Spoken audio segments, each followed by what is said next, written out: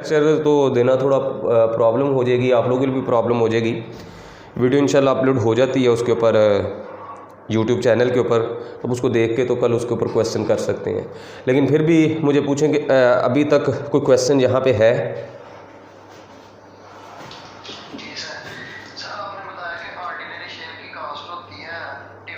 जी जी,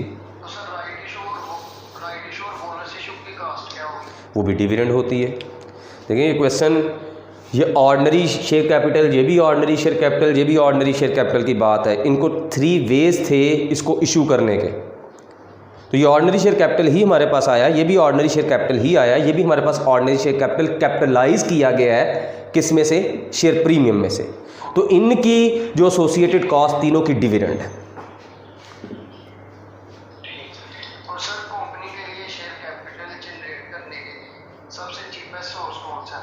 right issue जी, क्योंकि right issue अभी हम लोग एडवांटेजेस डिसएडवांटेजेस मैंने यहाँ पे लिखे थे जो कि आपको वीडियो में नज़र नहीं आए, मे भी आप लोगों ने सुना हो। राइट इशू जो है एक चीपेस्ट वे है to raise finance for the company. इससे सबसे बड़ा इसमें फ़ायदा क्या होता है कि हमने जब एग्जिस्टिंग शेयर होल्डर को ही शेयर देने हैं तो हमारी जो मार्केटिंग कॉस्ट है वो हमारी क्या हो जाती है? बच जाती है। जो शेयर इशू करवाने के जो हमें प्रोफेशनल या लीगल चार्जेस वगैरह पे करने होते हैं वो तो पे करने ही हैं, लेकिन जो हमने मार्केटिंग के थ्रू या एडवर्टाइजमेंट का हमने फ़ी पे करनी है वो हमारी सेव हो सकती है। किसमें? राइट इशू में। और इसके लिए दूसरा एडवांटेजेस के ऊपर ये भी वर्ड यूज़ होता है कि ये ऑफन सक्सेसफुल हो जाता है due to reduced price. Market के अंदर इस टाइम अगर शेयर की प्राइस है $5 तो मैंने $4 का एग्जिस्टिंग शेयर होल्डर को शेयर इशू किया तो पॉसिबिलिटी है कि वो हमारा जो शेयर है वो एक्सेप्ट कर लें और ये इजीली हमें फाइनेंस क्या हो जाए? अवेलेबल हो जाए। लेकिन नुकसान सबसे बड़ा ये है कि जितना फाइनेंस हो सकता है हमें रिक्वायर्ड है उतना फाइनेंस हम अवेल ना कर पाएँ। और दूसरा इसमें नुकसान जो हमारे लिए हो सकता है कि ये जो हम लोन नोट्स वगैरह इशू करते हैं उनकी जो कॉस्ट है वो कंपैरेटिवली टू कम होती है। किसके? राइट इशू से। लेकिन इसकी हम बातें करेंगे बाद में। जी और क्वेश्चन यहाँ पे?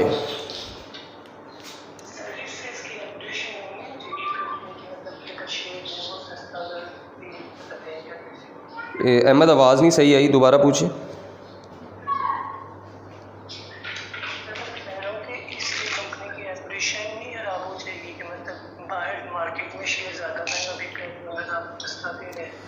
देखिए हम बिल्कुल सही कह रहे हैं, लेकिन इसके लिए हमेशा से मैं एक स्टेटमेंट यूज़ करता हूं कि कुछ पाने के लिए कुछ खोना तो पड़ता है। कंपनी जब राइट इशू करती है उसको उसके एडवांटेजेस का भी पता है, उसको डिसएडवांटेजेस का भी पता है, उसको पता है कि भाई इसके क्या फ़ायदे हैं। उसने किसी न किसी मकसद की बेस पे ही राइट इशू की है। अब इसने अगर राइट इशू किया है उसको पता है कि भाई मुझे मार्केटिंग कॉस्ट क्या हो सकती है, सेव हो सकती है, लेकिन इसका जो फ़ायदा, मैं इन अदर वर्ड्स भी बच्चों को कहता हूँ कि इससे क्या होगा कि भाई रेपुटेशन ख़राब होने की वजह से मार्केट में लोग यही कहेंगे कि कंपनी की रेपुटेशन अच्छी नहीं है। जब रेपुटेशन अच्छी नहीं है तो भाई शेयर की मार्केट प्राइस कम हो जाएगी। जब शेयर की मार्केट प्राइस कम होगी तो मेरी मार्केटेबिलिटी मार्केट के अंदर क्या हो जाएगी? बढ़ जाएगी। तो सो कहने का मतलब यह है कि जब हम राइट इशू करते हैं तो उसमें यह भी मकसद हो सकता है कि अगर हमारी कंपनी के शेयर की जो प्राइस है वो एक पीक लेवल पे जा चुकी है, मेरे मीडियोकर जो है वो मेरी कंपनी का शेयर खरीद नहीं पा रहे, तो मेरी कंपनी क्या करना शुरू कर देती है? राइट इशू करना शुरू कर देती है। जब राइट इशू करेगी उससे शेयर की प्राइस गिरेगी, बिल्कुल रेपुटेशन की बेस पे। जब शेयर की प्राइस गिरेगी तो मार्केट के अंदर शेयर हमारा क्या हो जाएगा? ज़्यादा अट्रैक्टिव हो जाएगा। तो ये अगेन हमारा क्या है? फ़ायदा है राइट इशू करने का। जी और क्वेश्चन?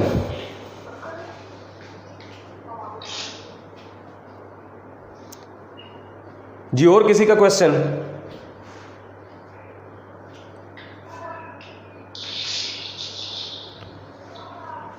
सुनिए डस्टर दें।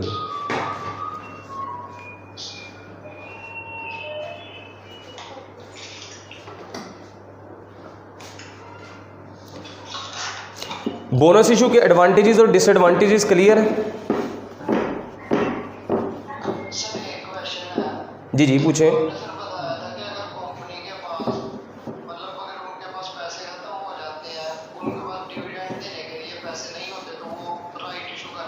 नहीं नहीं नहीं नहीं नहीं नहीं नहीं, सॉरी आप गलत सुन गए हैं। जब कंपनी के पास पैसा ख़त्म हो जाता है और कंपनी क्या करती है कि शेयर इशू करती है फ्री ऑफ कॉस्ट, उसको हम बोनस इशू कहते हैं, वो राइट इशू नहीं करती। जब कंपनी के पास पैसा नहीं है डिविडेंड देने के लिए तो कंपनी उसकी जगह company free of cost share दे रही है तो उसको हम बोनस इशू का नाम देते हैं, राइट इशू का नाम नहीं देते। उसको हम स्क्रिप्ट इशू कहते हैं।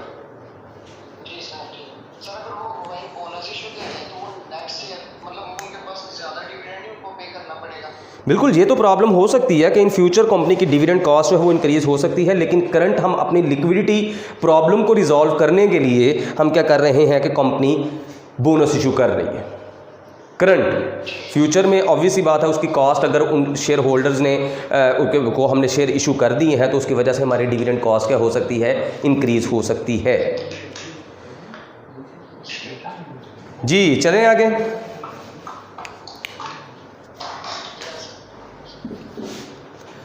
अब हम बातें करेंगे किसकी, प्रेफरेंस शेयर्स की। प्रेफरेंस शेयर्स हमारे जो है वो दो तरह के होते थे। कुछ होते थे रिडीमेबल प्रेफरेंस शेयर्स और कुछ होते थे हमारे इरिडीमेबल प्रेफरेंस शेयर्स। ये इसकी दो टाइप्स थी रिडेम्पशन के हवाले से। इसके अलावा भी मैंने आप लोग को दो टाइप्स दिखवाई थी कि भाई डिविडेंड के हवाले से भी इसकी दो टाइप्स हैं। कुछ होते थे क्यूमुलेटिव प्रेफरेंस शेयर्स और कुछ होते थे हमारे नॉन क्यूमुलेटिव प्रेफरेंस शेयर्स। भाई रिडीमेबल प्रेफरेंस शेयर्स इशू क्या है कि फार्मर मेरी कंपनी आज 1 लाख शेयर इशू करती है एट द रेट ऑफ $4। भाई 4 लाख के शेयर इशू किए हैं, इसके पास कैश आया 4 लाख। पहले तो इसकी एंट्री की बात करते हैं। भाई कैश इसमें डेबिट होगा कितने अमाउंट से, 4 लाख से, और उसके बदले में 10% $1 प्रेफरेंस शेयर कैपिटल, ये भी वर्ड यूज़ कर सकते हैं। जब आप प्रेफरेंस शेयर कैपिटल का वर्ड यूज़ करेंगे तो इसके साथ आपको डेट मेंशन करनी पड़ेगी, या फिर इसकी जगह आप ये वर्ड यूज़ कर सकते हैं 10% $1 रिडीमेबल प्रेफरेंस शेयर कैपिटल। ये हमारे पास 4 लाख से ये एंट्री पास होगी। भाई प्रेफरेंस शेयर कैपिटल की भी नॉमिनल वैल्यू होती है जैसे कि ऑर्डिनरी की होती है, लेकिन प्रेफरेंस शेयर कैपिटल की नॉमिनल वैल्यू की कोई भी यहाँ पे कंसर्न नहीं है कि हम जब हम क्रेडिट करेंगे तो नॉमिनल वैल्यू से अलग करेंगे और बाकी की अमाउंट शेयर प्रीमियम में जाएगी। एक बाय डिफ़ॉल्ट रूल आप अपने जहन में बैठा सकते हैं कि शेयर प्रीमियम हमेशा ऑर्डिनरी शेयर कैपिटल के अगेंस्ट क्रिएट होता है, कभी भी प्रेफरेंस के अगेंस्ट क्रिएट नहीं होता।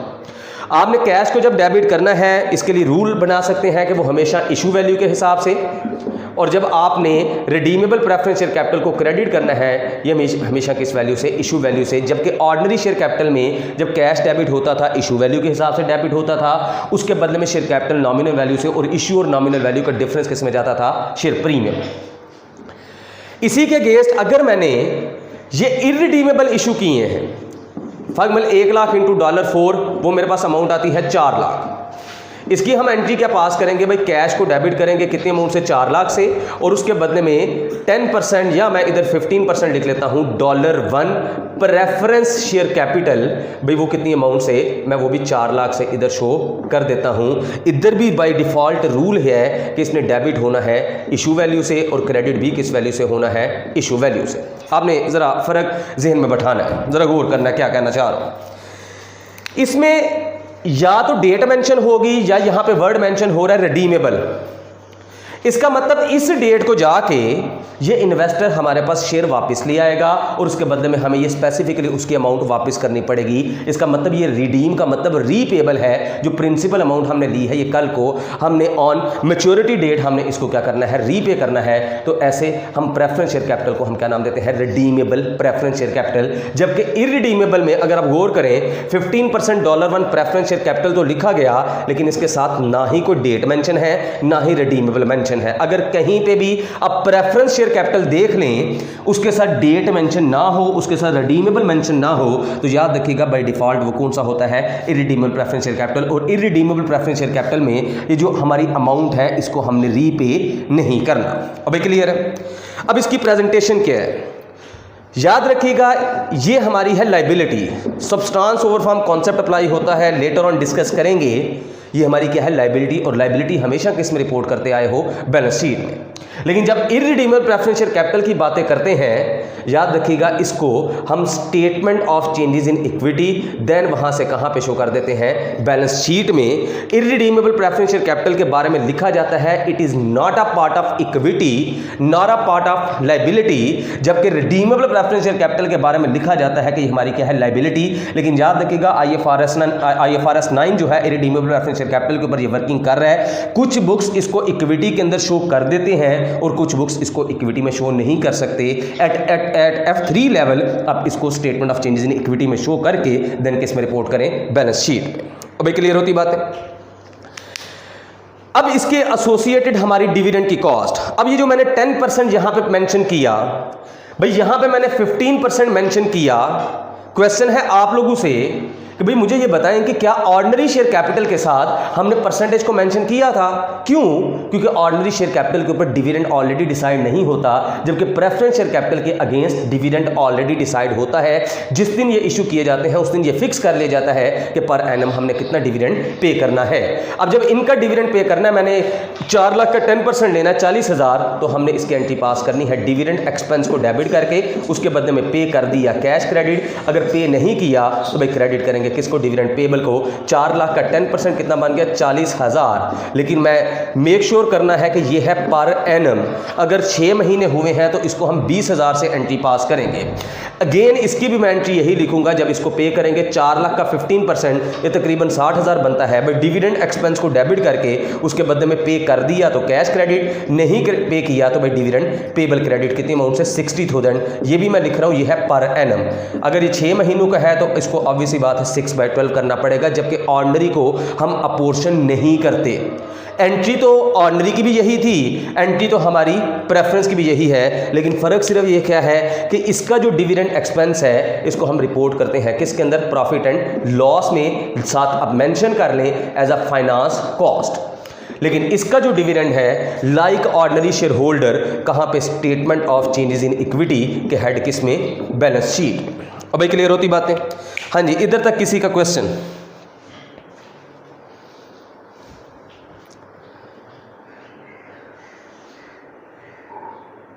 किसी का क्वेश्चन?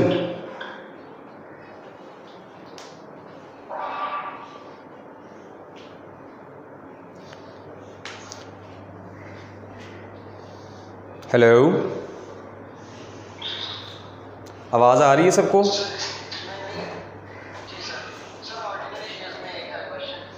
जी जी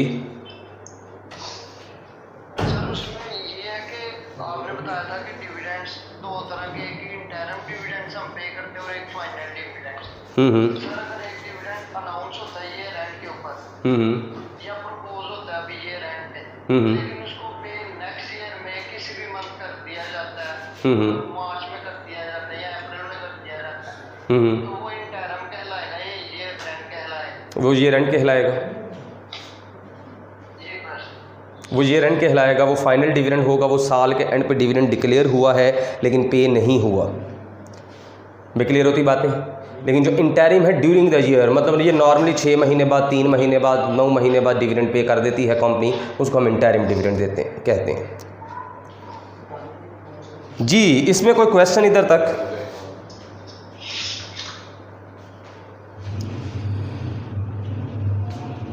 अब इसको हमारा जो प्रेफरेंस शेयर्स का टॉपिक था और ऑर्डिनरी शेयर्स का जो टॉपिक था वो टॉपिक हमारा कवर होता है, लेकिन अब हम इसकी बातें करेंगे कि जो इक्विटी के अंदर हम लोगों ने वर्ड यूज़ किया था रिजर्व्स का।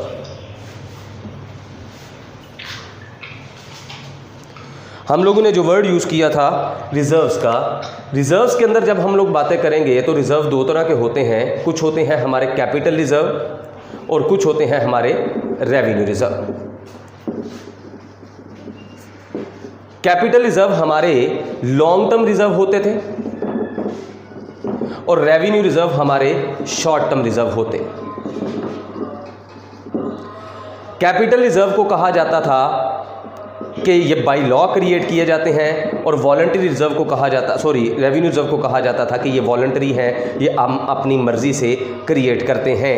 इनको क्रिएट करने की रीज़न बहुत सी थी, जैसे एक शेयर प्रीमियम क्रिएट होता है और दूसरा हमारा ये इसमें जो रिज़र्व क्रिएट होता है उसको हम नाम देते हैं रीवैल्यूएशन रिज़र्व। और इसमें जो रिज़र्व क्रिएट करने की रीज़न, एक हमारे पास रिटेन्ड अर्निंग, जिसको हम एक्यूमुलेटेड प्रॉफिट्स का भी नाम देते हैं, जिसको हम प्रॉफिट एंड लॉस रिजर्व का भी नाम देते हैं। अगर कहीं पे सिर्फ रिजर्व मेंशन है तो याद रखिएगा you must by default imagine कि वो हमारी क्या है, रिटेन अर्निंग। और फिर एक रिजर्व होता है जिसकी कोई भी स्पेसिफिकेशन नहीं, उसको हम नाम देते हैं जनरल रिजर्व।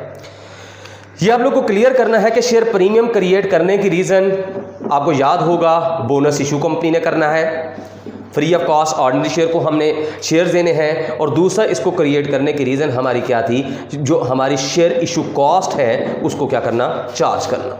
भाई क्लियर होती बातें। और रीवैल्यूएशन रिजर्व क्या थी कि कल को अगर एक कंपनी इंपेयर हो जाता है, उस कंपनी का जो एसेट है अगर वो इंपेयर हो जाता है, उस एसेट की वैल्यू डिक्लाइन की तरफ चली जाती है, तो वो इंपेयरमेंट एक्सपेंस किसको चार्ज किया जाए, आपके रीवैल्यूएशन रिजर्व को। अगर किसी को ये नहीं भी क्लियर, इंशाल्लाह IAS 16 हम लोगों ने नॉन करंट एसेट पढ़ना है तो उसमें जाके हम लोग ये क्लियर आउट करेंगे। इंपेयरमेंट एक्सपेंस के साथ साथ दूसरी तरफ अगर हम लोग बातें करें तो बोनस इशू के लिए भी ये यूज़ हो सकता है अगर हमारे पास शेयर प्रीमियम नहीं है। रिटेन्ड अर्निंग, कल को कंपनी ने डिविडेंड्स पे करने हैं तो डिविडेंड्स किस में से पे किए जा सकते हैं, रिटेन्ड अर्निंग में से। किसके, ऑर्डिनरी शेयर होल्डर का इंटरिम, और जो फाइनल है वो डिक्लेयर्ड या कौन से वाला, पेड। और जो जनरल रिजर्व है उनमें से भी हम लोग डिविडेंड पे कर सकते हैं अगर हमारे पास रिटेन्ड अर्निंग नहीं है। हम कहते हैं जो कैपिटल रिजर्व है ये हमारे नॉन डिस्ट्रीब्यूटेबल रिजर्व्स हैं। डिस्ट्रीब्यूटेबल का मतलब इसमें से डिविडेंड पे नहीं हो सकते, और जो रेवेन्यू रिजर्व है ये हमारे हैं डिस्ट्रीब्यूटेबल रिजर्व, इनमें से हम लोग डिविडेंड पे कर सकते हैं। जनरल रिजर्व नॉर्मली मैं यहाँ पे लिखने लगा हूँ हल्का सा कि नॉर्मली ये जो फ्यूचर में स्ट्रेटेजीज वगैरह हमने जो लॉन्ग टर्म बनानी होती हैं उन स्ट्रेटेजीज के लिए नॉर्मली हम जनरल रिजर्व को क्या कर सकते हैं, यूटिलाइज कर सकते हैं। अभी क्लियर होती बातें। रिजर्व की नेचर एक चीज़ याद रखिएगा, हमेशा क्या होती है, क्रेडिट, जैसे कि ऑर्डिनरी शेयर कैपिटल की। भाई क्लियर है, यहाँ तक अगर किसी का कोई क्वेश्चन है तो पूछ लें।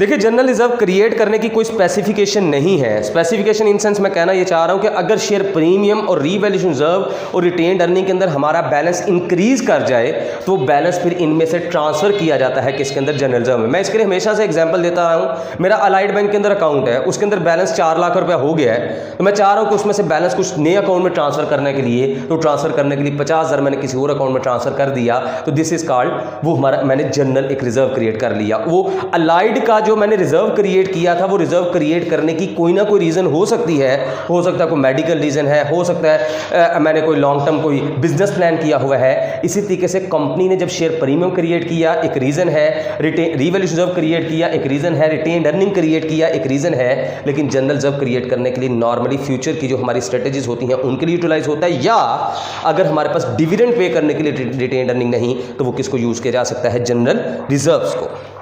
जी और क्वेश्चन किसी का?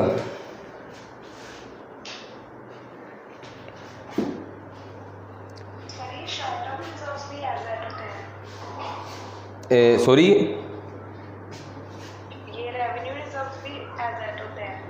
हाँ रिजर्व जब बात कर रहे हैं, आप जब रिजर्व कह रहे हैं तो रिजर्व है ही एज एट है, चाहे वो कैपिटल रिजर्व है चाहे वो रेवेन्यू रिजर्व है। मेरा आपसे काउंटर क्वेश्चन है कि भाई क्या रिजर्व बैलेंस शीट की आइटम है या प्रॉफिट एंड लॉस की? अगर ये बैलेंस शीट की आइटम है तो फिर ये क्या होनी चाहिए, as at. Statement of changes equity से होते हुए इन रिजर्व्स को हम कहाँ पे ट्रांसफर कर देते हैं, बैलेंस शीट में। तो ये हमेशा हमारे क्या होते हैं, एज एट, चाहे वो कैपिटल रिजर्व है चाहे कौन सा रिजर्व है, रेवेन्यू। जी और किसी का क्वेश्चन?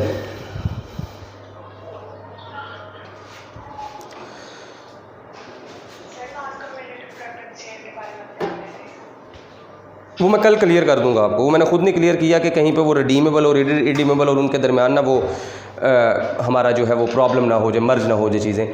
तो वो कल इंशाल्लाह मैं आपको ये चीज़ क्लियर कर दूंगा। तो बाकी आप लोगों ने कल ये इक्विटी का पोर्शन, अगर आप कैपलन की बुक निकालते हैं, चैप्टर नंबर आई थिंक 17 है, कैपिटल स्ट्रक्चर और उसका जो फाइनेंस का पोर्शन है, उसमें से टैक्स का छोड़ के बाकी जितने भी आपका पोर्शन है उसकी सारी एक्टिविटीज़ आप लोगों ने क्या कर देनी है, रिजॉल्व कर देनी है। इसके अलावा भी मैं कुछ क्वेश्चंस आप लोगों के साथ शेयर करूंगा जो आप लोगों ने करने हैं, तो इसको कल क्लियर कर देना है। कल इंशाल्लाह ये टॉपिक हमारा क्लियर हो जाएगा। लोन नोट्स के एडजस्टमेंट कल हम देखेंगे और टैक्स के एडजस्टमेंट आप लोगों ने उसको एक दफ़ा देख के, क्योंकि ऑलरेडी लेक्चर हुआ हुआ है, उसको देख के बैठना। कल इसको कवर करके इंशाल्लाह परसों तक हम कंपनी अकाउंट्स के विद प्रैक्टिस इस चीज़ों को क्या कर देंगे, क्लोज कर देंगे। ठीक।